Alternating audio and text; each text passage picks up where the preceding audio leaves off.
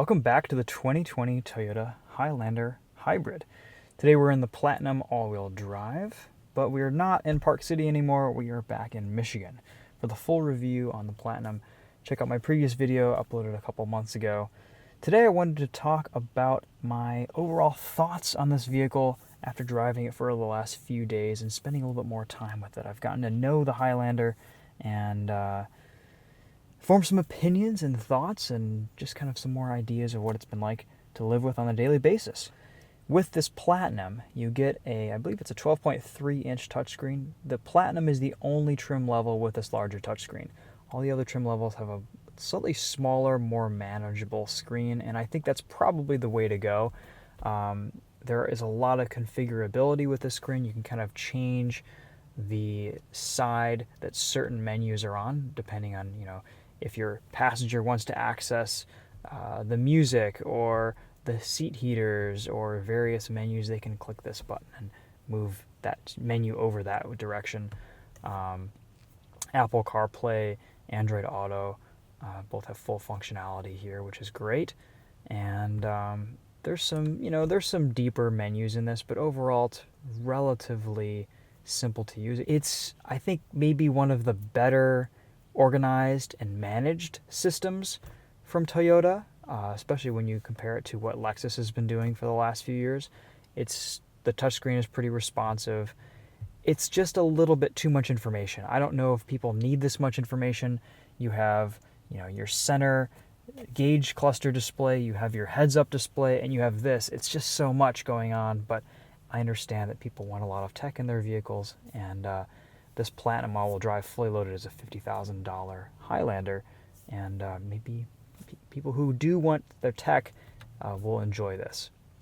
So I think for most users, the XLE, the Limited, those trim levels are going to have a little bit simpler of a infotainment situation, and they will enjoy that more. Luckily, though, not everything you need is in this screen. You have buttons, knobs for your climate control, volume, tune, scrolling. You can also change tracks and increase and decrease your volume on the steering wheel pretty easily here as well. A lot of other traditional elements here. Toyota hasn't done anything too crazy. There's no weird shifters going on. This is very similar to the RAV4 shifter feel, and I guess pretty much everything else that Toyota is using. I will say the interior on this new Highlander is very nice. It's super quiet. It's very luxurious. The materials are fantastic. It feels really high quality in here, and more so than a lot of other Toyota models. This is very, very well built and well put together, and it feels that way. The way it drives down the road, the NVH, as you're going along, as you're using it, this feels like a really solid SUV, and it's kind of impressive. So that's probably my favorite thing about this Highlander, is just the smoothness and level of refinement that you get with this new hybrid.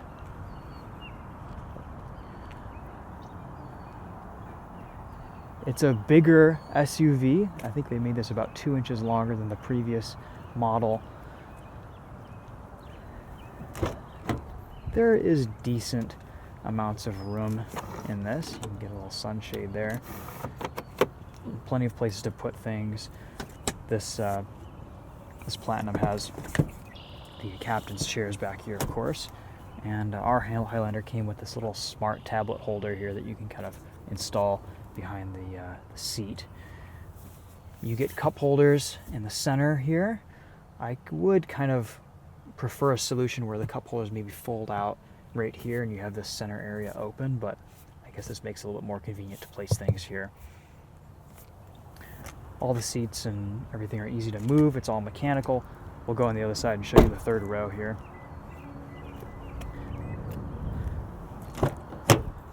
So getting in is pretty straightforward into that third row. And one thing I do like about this Highlander is that you don't have to move this seat all the way back to get it to click into place. So wherever your feet sit, you can just lift the seat up. It'll resume to its original position, but you can kind of choose how much foot room you need.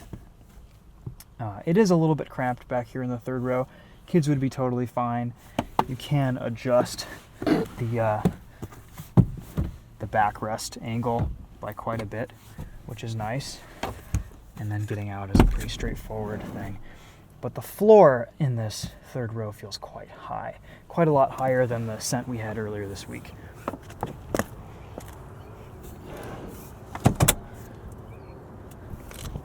Getting in and out of this Highlander in the second row is very easy, great ingress and egress.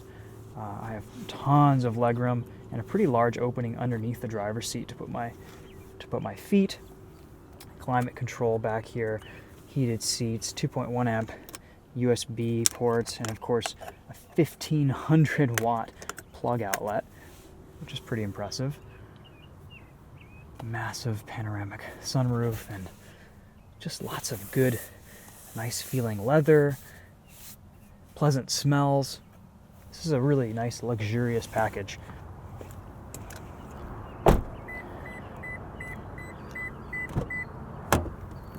Oh, let's show you the trunk here. We'll pop this.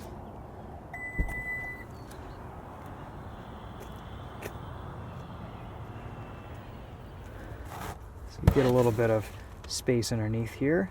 Your jack, tools. I'm sure there's a spare tire under there somewhere too. Here's the cargo cover, nice little storage solution down there.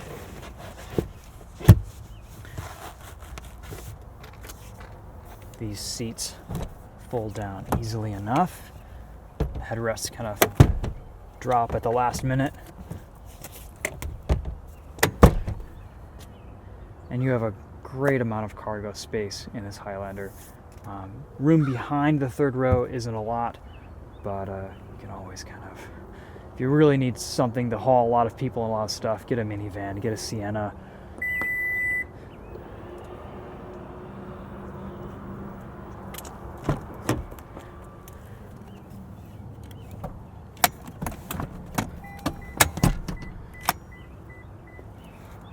And all of this folds pretty much flat back here, which is great. You could, with all these seats folded back, you could have a nice little, throw a lot of stuff in the back. You could sleep back here, throw some bikes, a lot of storage space.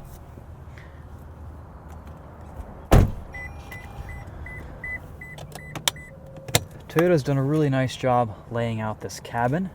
You have a few buttons here, your heated steering wheel, your liftgate automatic high beams, camera view. And of course, this being the hybrid, the engine hasn't quite turned on yet.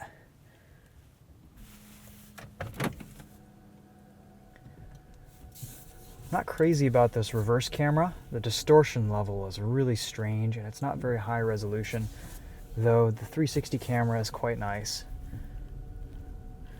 That said, you do get pretty good visibility from the mirrors, and when you're backing up in electric mode, you can hear this spooky little sound from a speaker under the car.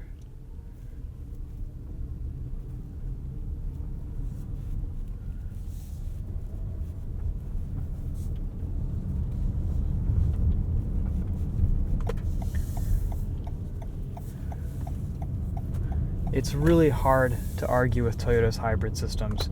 I think they are some of the best in the business, if not the best. And this Highlander carries on that tradition. Honestly, I would buy a Toyota hybrid just for the driving experience alone, despite the improvements in fuel economy. This Highlander gets pretty good gas mileage, around 35 miles to the gallon combined. It's rated for 34 on the highway, 35 in the city.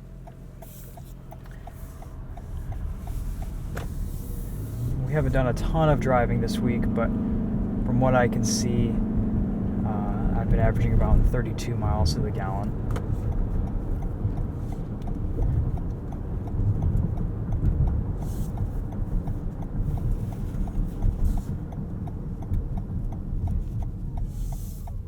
The brake pedal is nice and taut. The steering is very tight.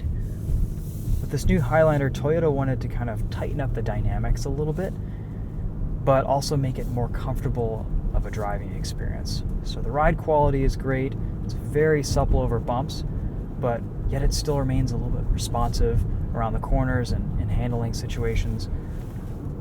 The This isn't a sloppy SUV. It feels pretty well balanced. If you really want the sportiest Highlander driving experience, you should swing for the V6, and that actually has torque vectoring all-wheel drive, which is pretty cool. It can independently send more power to one of the rear wheels than the other, and that's pretty trick stuff. This hybrid all-wheel drive system just has a power unit in the rear that's not connected to any of the front drive shafts, but provides a little bit of extra forward momentum in low traction scenarios.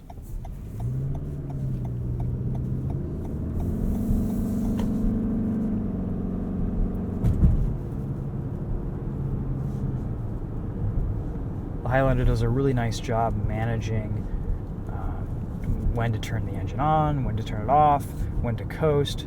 Regenerative braking feels very natural.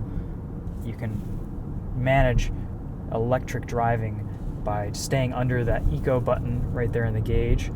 Once you pass that, you can kind of feel the engine kick on. It's all very seamless though, and a very relaxing, quiet driving experience.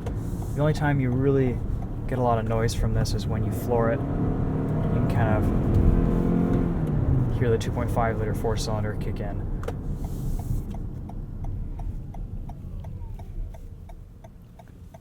It's a little bit quieter than it is in the RAV4 hybrid. And I will say, overall, this Highlander drives a lot better than the RAV4 hybrid. It feels more solid, it feels better built.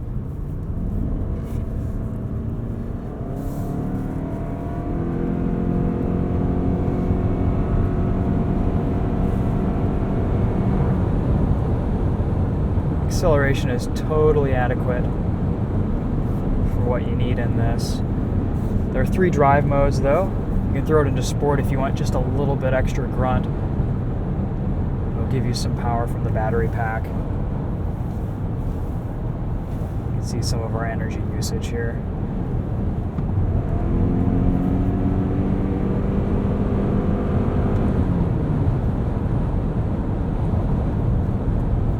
Sport, normal, and eco mode.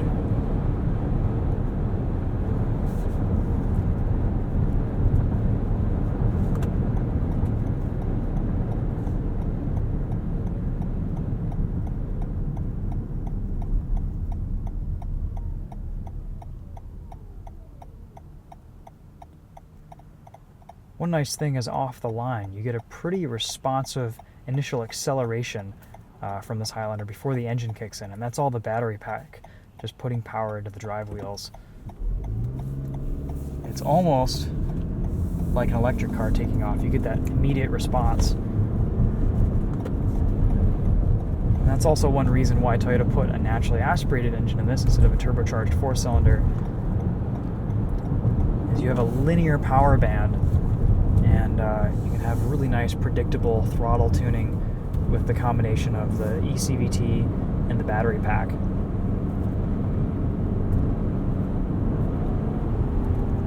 can see it's pretty impressive overall grip from this Highlander. Not a lot of body roll.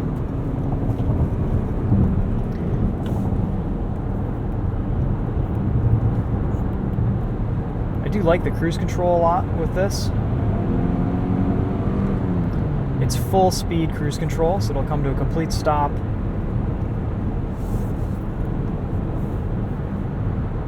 It gives you ample acceleration around vehicles, so you don't feel like you're having to wait for the car to speed up too much. You don't feel like you're holding up traffic.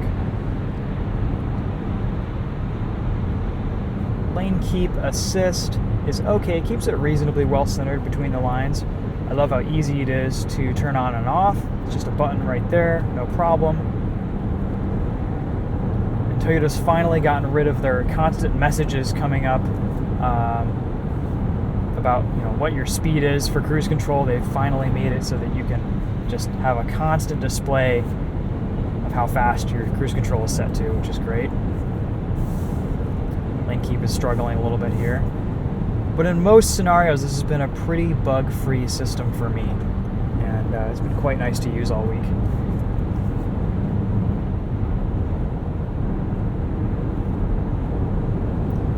These seats are very, very comfortable. This Highlander has almost Lexus levels of comfort and lack of driving fatigue. It's really quite nice. It's pretty impressive how much engineering they put into this to just kind of smooth out the driving experience and make it a lot more relaxed. We'll see how cruise control copes with this situation here, not touching anything. Did a nice job coming to a stop. Of course, we're going to have to hit the brakes here because we've got a light. Heated steering wheel's a nice temperature, doesn't burn your hands off. You have heated and cooled seats, buttons for both. Thank you. We don't need to go into the menus or touch the screen for that. I do have a little bit of a complaint. The driving position is nice and it's comfortable, and this armrest falls to hand really easily. You even get wireless charging in there. But this second armrest for my body size is just a little bit far away and forward. If you were a smaller driver and seated low in the car, you'd be in a little bit better position. But as I'm sitting here, it's not as comfortable to rest both of my arms. It feels a little bit wide. Of course, I'm a pretty skinny dude, so that might be part of it.